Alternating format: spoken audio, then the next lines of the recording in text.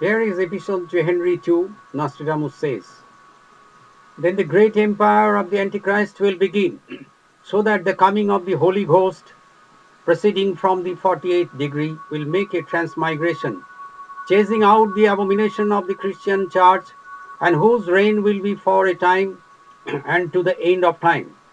Who is this Holy Ghost or God the Preceptor? Jibankrishna has mentioned in this aspect as such. God the Preceptor assumes human form, appears before you, blesses you and says, you will attain Godhead. God in the body takes this unknown or bygone human form, selects you as a bridegroom. In other words, makes your body a playground for his blissful and joyous sports.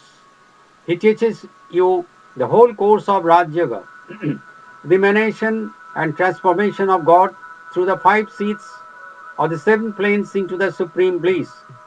Sri Ramakrishna says, without the bliss of God the Preceptor, there cannot be any upward progress.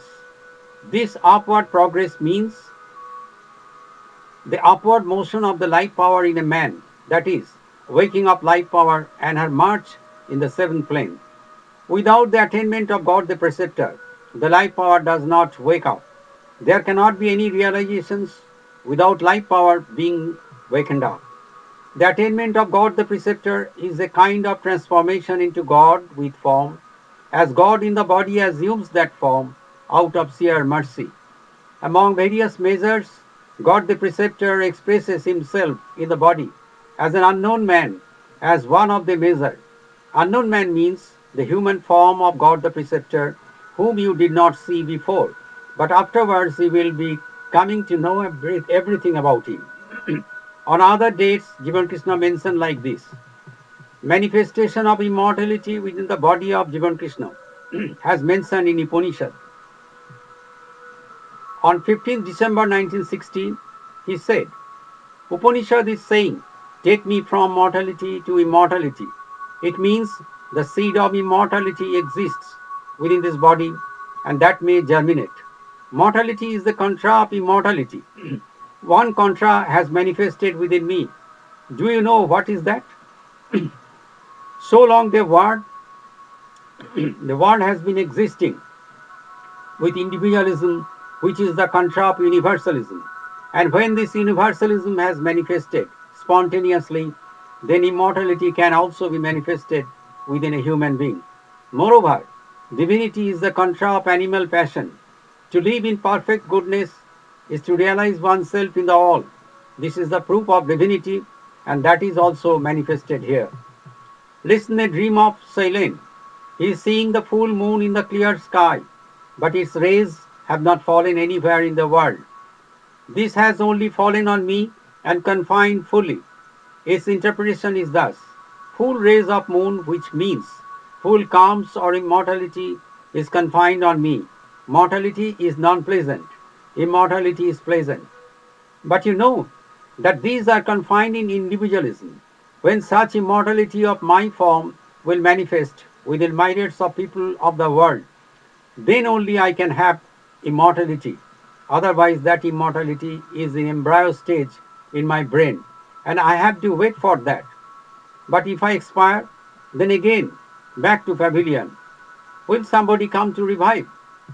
Kathopanishad says in this aspect, a person of the measure of a thumb in the inner soul, ever seated in the heart of creatures, him one should draw out from a reed with firmness, him one should know as the pure, the mortal, yeah, him one should know as the pure, the mortal.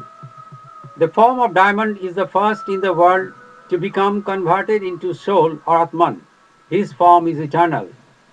On 25th December 1960, he said, so long all the previous religious books, even the Upanishads, all of their sayings were based on a hypothesis.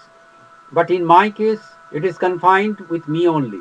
That is, at the age of 12 years, 4 months, I saw Sri Ramakrishna in dream within my body. Am I a hypothesis? Nay, a living human being. Why I am uttering the word living? Because it is in relation to a man. Man sees and man says.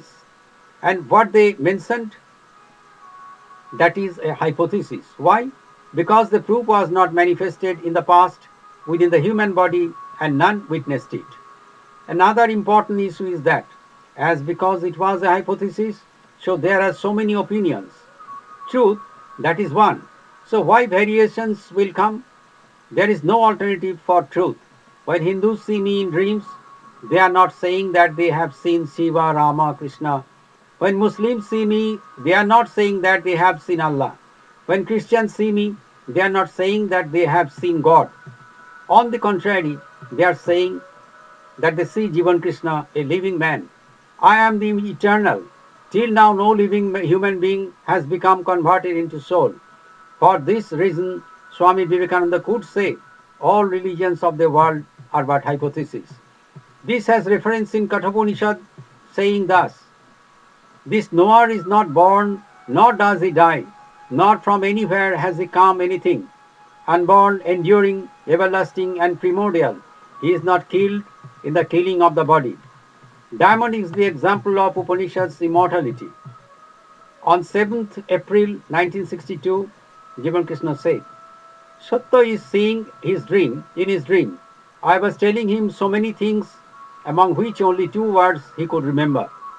One, I shall become immortal and live forever. Two, I am not only Shiva, but Shiva and Shakti both. This means so many people saw me and still are seeing me in their dreams, trances, etc. So long they will thrive, I shall also thrive. As many human beings will live, I shall live within them. This is the immortality, but not in the traditional sense. As when a man dies, he becomes great and his birthday is celebrated. Is it immortality? No. After a few days, people will forget that. Sri Ramakrishna said, to donate knowledge is the best donation. No, even this is not the best donation. Then what? To become one with the humanities. And that is announced by the human race. This is endless, eternal. They are offering this donation to me. What is that? Oneness. So those people who are seeing my form within them are being transformed into my form. When they will extinct, I shall also extinct and be merged into Brahma. But that will never happen, and so I shall become immortal. In the mother's embryo, there is the seed of life. No other foreign elements can trespass there. This law is eternal. That seed is transformed into the form of a human being and comes out. This is Shiva, and the body is Shakti or power. It seems separate by illusion, but that is not true. There are no two separate entities. One is the extension of the other. The form which exists within the seed of the life of human being is my form. Shvetashvatara Upanishad has mentioned on immortality thus, the person in truth, this whole world is, whatever has been and whatever will be, also ruler of immortality and whatever grows up by food.